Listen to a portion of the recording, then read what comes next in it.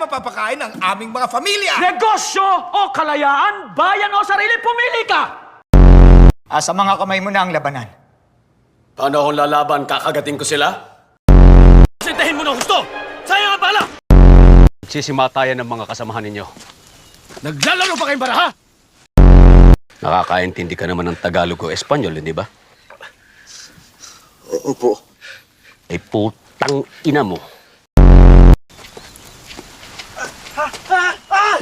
Kawaawang mga sundalo ng kawit. Nasa maling ulo ang utak ng inyong pinuno. 2,000? 4. Willis May, nauubusan na ako ng Ingles. Arestuhin nyo na, tangina naman, oh. Inglesin mo sa bayan ko, punyata! Mga inutil!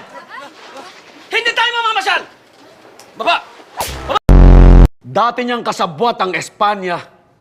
Kung may ganito na tayo sa pangkat natin, di na natin kailangan ng kaaway.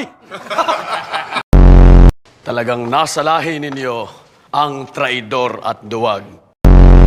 Mga kapatid, mayroon tayong mas malaking kaaway kaysa mga Amerikano. Ang ating sarili. Kung gusto mo ko ipakulong, magdala ka ng kabaong.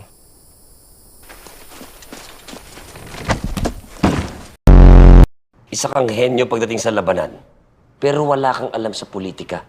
Kung pagpapalaya sa mga traidor ang pakikipolitika, ayoko maging bahagi niyan.